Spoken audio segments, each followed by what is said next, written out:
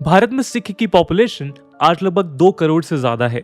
Sikhism दुनिया का सबसे नए रिलीजन्स में से एक है। 1469 से 1708 के बीच सिखिज्म के 10 गुरुज ने सिंपल मैसेज प्रीच करना शुरू किया। ये मैसेज था ट्रूथ, गॉड के प्रति डिवोशन और यूनिवर्सल इक्वलिटी का। सिखिज्म अपने आप में यूनिक है और अच्छे एलिमेंट्स बाकी रिलीजन से शेयर करता है। लव और कंपैशन भक्तिज्म से। इसके साथ कुछ unique ideas gurus and sacred books में हैं, जो इस रिलीजन को अद्भुत बनाता है। आज भारत में सिख का प्रपोर्शन 2% है, पर इंडियन आर्मी में ये नंबर बढ़कर 10% तक हो जाता है। सिखिज्म मेडिवल इंडिया में एक रिवॉल्यूशन से कम नहीं था, जब इंडियन सोसाइटी में रिलीजन और जेंडर के बेसिस पे डिस्क्रिमिनेशन बहुत कॉमन था, जब कास्ट सिस्टम और अनटचेबिलिटी जैसी सामाजिक बुराइयां हर तरफ फैली हुई थीं, जब सिखिज्म हमारी सोसाइटी के लिए अंधेरे में चिराग की तरह आया। सिख का अपना एक ग्रंथ है, गुरु ग्रंथ साहिब, जो सिख गुरुज ने मिलकर लिखा और कंपाइल किया। ये समझना बेहद जरूरी है कि गुरुज को सिखिज्म में श्रद्धा पूरी दी जाती है, पर उन्हें पूजा नहीं जाता। पूजा सिर्फ भगवान को जाता है। सिखिज्म में मेल्स का सरनेम सिंह यानी शेर और फीमेल्स का सरनेम कौर यानी प्रिंसेस रखा जाता है। लेकिन एक एजिलिटेरियन प्रिंसिपल्स पे होने के बावजूद पिछले कुछ सालों से हमने सिखिज्म में भी कास्ट सिस्टम और इनइक्वालिटी देखने को मिल रही है। ये बहुत आश्चर्य की बात है और इसे समझना जरूरी है। इस वीडियो में हम सिखिज्म के इतिहास और ग्लोरी को डिटेल में देखते हुए इस बात पर भी चर्चा करेंगे कि कैसे हर धर्म की तरह सिखिज्म के विदिन भी कुछ कॉन्ट्रडिक्शन ने जन्म लिया। वो कॉन्ट्रडिक्शंस जिनके चलते सिखिज्म के कई फॉलोअर्स आज अपने गुरुओं की सीख के अगेंस्ट जाते दिख रहे हैं। हम देखेंगे कि कैसे इक्वलिटी का परचम लेकर जन्मे इस महान धर्म के भीतर भी कास्ट सिस्टम जैसी व्यवस्था ने खुद को स्थापित कर लिया है। हम उन ब्रिटिश कॉलोनियल पॉलिसीज की भी बात करेंगे जो इस पूरे प्रॉब्लम के लिए रिस्पॉन्सिबल है। चलिए सबसे पहले हम शुरुआत करते हैं सिखिज्म की हिस्ट्री से। नमस्कार दोस्तों, मेरा नाम है आदर्श और स्वागत है आपका स्टडी IQ में। सिखिज्म वर्ल्ड रिलीजन्स में सबसे यंगेस्ट रिलीजन्स में से एक है। इसकी शुरुआत होती है 1469 से। 1469 में इसके फाउंडर गुरु नानक देव जी का जन्म तलवंडी, आज के ननकान साहिब, पाकिस्तान में हुआ था। उन्होंने हर प्रकार के डिस्क्रिमिनेशन के प्रति आवाज उठाई। उनके अनुसार डिविनिटी का एक्सपीरियंस हर इंडिविजुअल अपने अंदर कर सकता है, बिना किसी भेदभाव के, जो कास्ट, क्रीड, जेंडर या नेशनैलिटी के बेसिस पर आधारित हो। जब डिवाइन की अवेयरनेस होती है तो हर इंडिविजुअल प्यार, सत्य, पेशेंस और शांति से भर जाता है।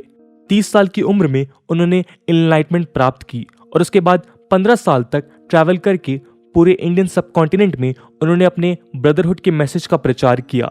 सिख का मानना है कि गुरु नानक देव जी की सोल एक गुरु से दूसरे गुरु ट्रैवल करते हुए ऐसी प्रेरणा देती है जो सोसाइटी में चल रहे अत्याचार के अगेंस्ट आवाज उठाने में बहुत बड़ा योगदान बनी।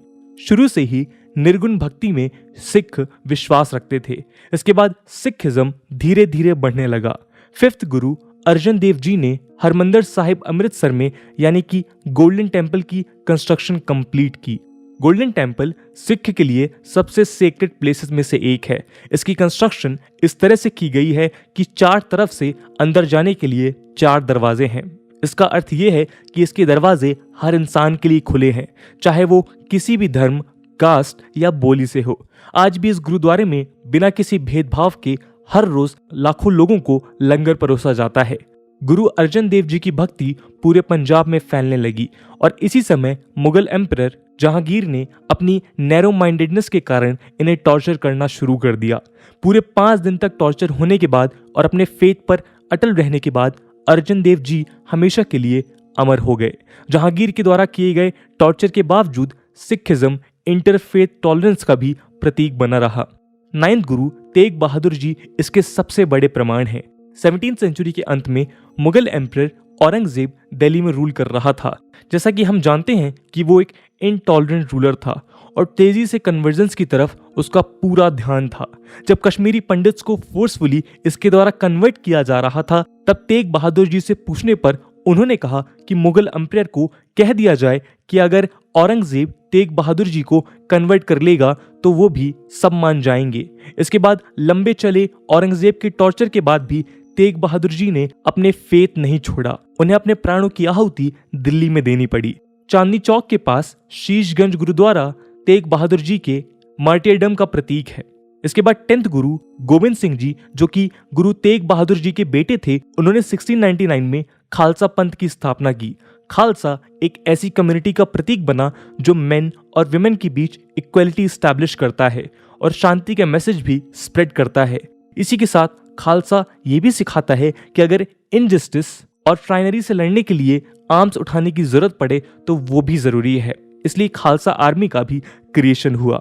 गुरु गोविंद सिंह जी ने गुरु ग्रंथ साहिब को कंपाइल किया और गुरुशिप को गुरु ग्रंथ साहिब के पास करके गुरुशिप को फिजिकल रूप से एंड कर दिया। गुरु गोविंद सिंह जी का सबसे बड़ा कंट्रीब्यूशन ये रहा कि उनके बाद से सिख रिलीजन ऑर्गेनाइज रूप से ग्रो करने लगा। अब हम सिखिज्म के कुछ इंपॉर्टेंट बिलीफ सिस्टम्स के बारे में डिस्कस करते हैं। सिख बिलीफ्स के अनुसार गॉड ओमनीपोटेंट यानी सर्वशक्तिमान, ओमनी प्रेजेंट यानी सर्वभूत और ओमनीशिएंट यानी सर्वज्ञ है। सिख निर्गुणा भक्ति में विश्वास रखते हैं और मूर्ति पूजा के सख्त खिलाफ हैं। गॉड क्रिएटर भी हैं और डिस्ट्रॉयर भी। गॉड मर्सीफुल भी हैं और कंपैशनेट भी। गॉड डर और शत्रुता से परे हैं। God master of all treasures हैं। सारे पोजीशन हमारे उसी के ग्रेस की वजह से हैं। सिख गॉड को वाहेगुरु बुलाते हैं, जिसका अर्थ है गॉड इज ग्रेट। सिखिज्म के अकॉर्डिंग गॉड और इंसान में बहुत ही खूबसूरत रिश्ता है।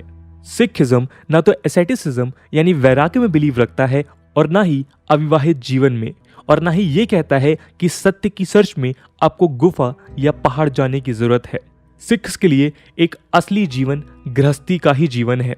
परिवार के साथ रहकर ह्यूमैनिटी के सच्चे मन से सेवा करना ही एक सिख का मेन ऑब्जेक्टिव है।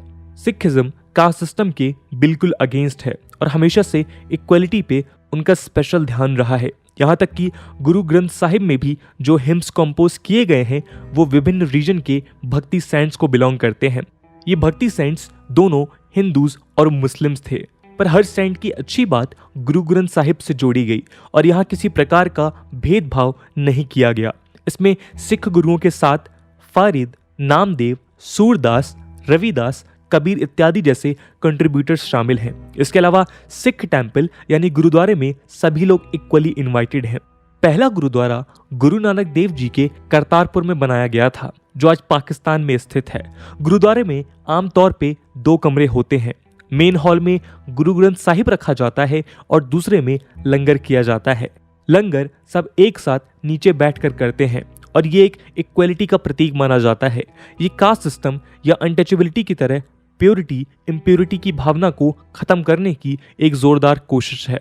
कास्ट रिडन सोसाइटी को चेंज करने के लिए 10th गुरु गुरु गोविंद सिंह जी ने अपने फॉलोअर्स को अर्ज किया कि वो कास्ट सिंबल्स को अपने नाम के अंत से निकाल दें और एक कॉमन सरनेम सिंह मेन के लिए और कौर्स विमेन के लिए उपयोग करें। चलिए अब हम सिख आइडेंटिटी और इवोल्यूशन को थोड़ा डिटेल में समझते हैं। 18th सेंचुरी की शुरुआत में इंडियन सबकॉन्टिनेंट में रिलीजन को लेकर कोई रिजिड आइडेंटिटीज नहीं थी। हिंदूज और सिख अमॉर्फस थे, यानी उस समय तक ऐसा नहीं था कि दोनों रिलीजन्स की प्रथा म्यूचुअली एक्सक्लूसिव ही हो। रादर दोनों में अभी भी काफी आदान प्रदान होता रहता था।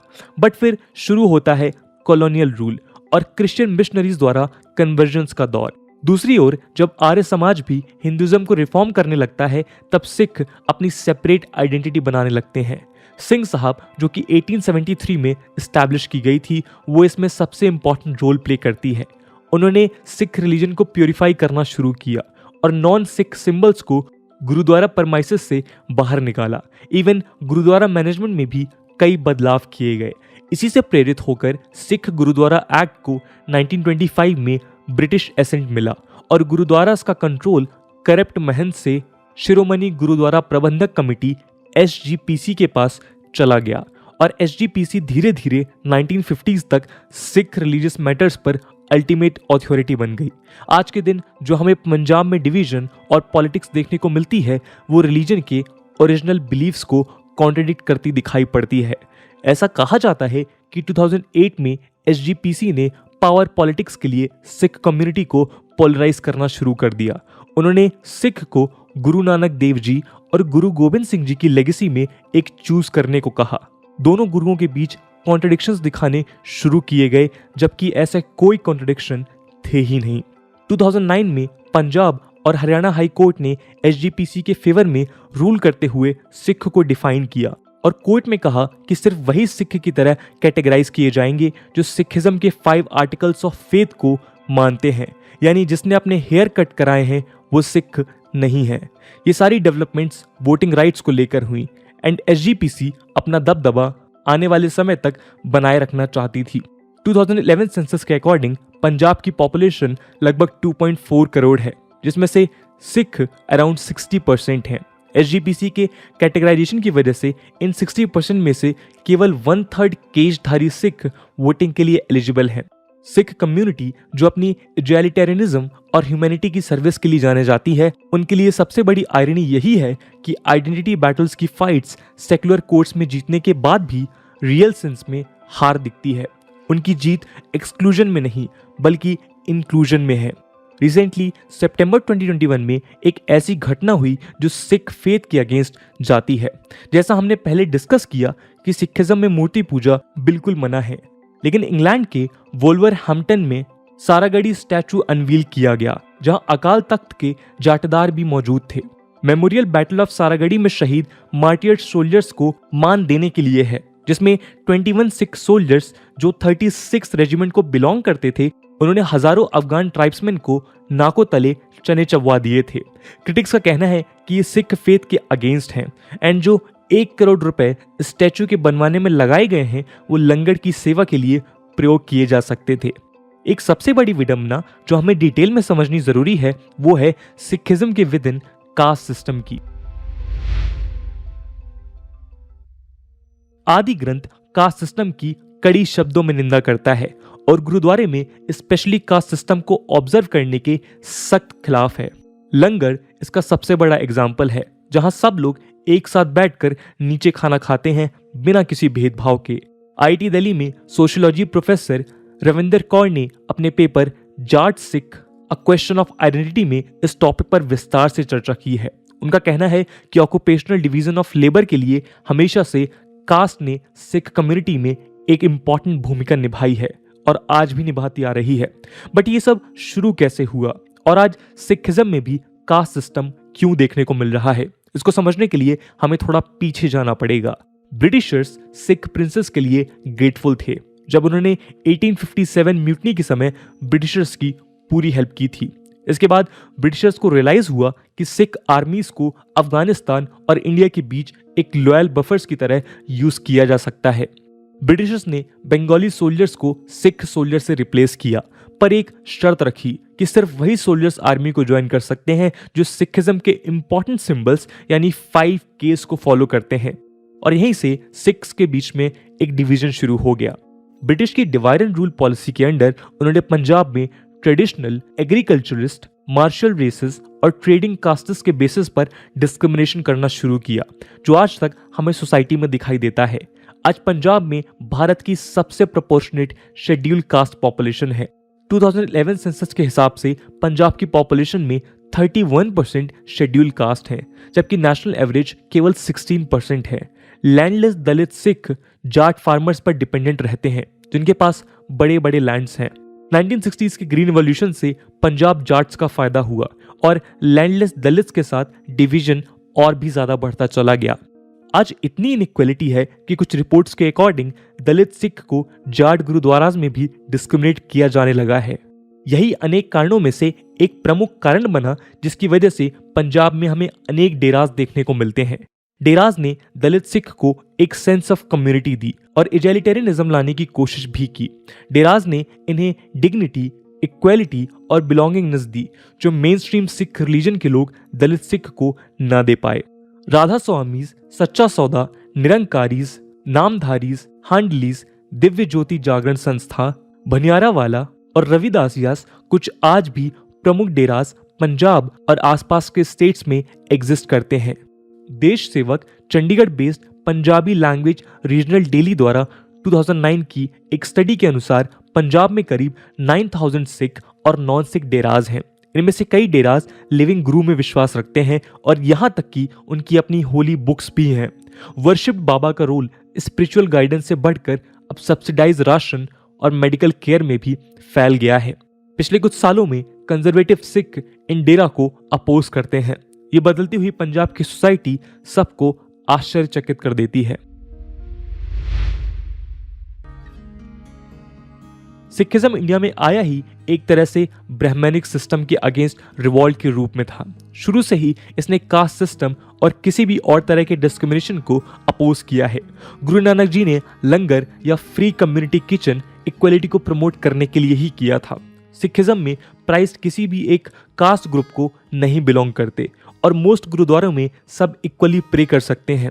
लेकिन सिख लीडर्स और दलित्स के बीच बढ़ती इनइक्वालिटी की वजह से सिखिज्म की ओरिजिनल टीचिंग्स एक आयरनी बनती जा रही हैं और इसे हमें रोकने का प्रयास करना है। उम्मीद की जा रही है कि आने वाले समय में हमें न सिर्फ पंजाब में बल्कि पूरे देश में इक्वालिटी और ब्रदरहुड की भावना बढ़ती दिखाई देगी। सिख ने आर्मी से लेकर ग्रीन रिवॉल्यूशन की सक्सेस स्टोरी में अपना बढ़ चढ़ कर योगदान दिया है और आगे भी ऐसे ही कामना है कि सिख न अपनी सिर्फ कम्युनिटी बल्कि पूरे देश को उन्नति की राह दिखाएंगे। दोस्तों, इस पूरे मुद्दे को लेकर आपका क्या ओपिनियन है कमेंट सेक्शन में जरूर बताइएगा। आई होप आपको वीडियो पसंद आई होगी और अगर पसंद आई है तो अपने दोस्तों के साथ शेयर करना मत भूलिएगा। हम मिलते हैं अगले वीडियो में, तब तक के लिए जय हिंद, जय भारत।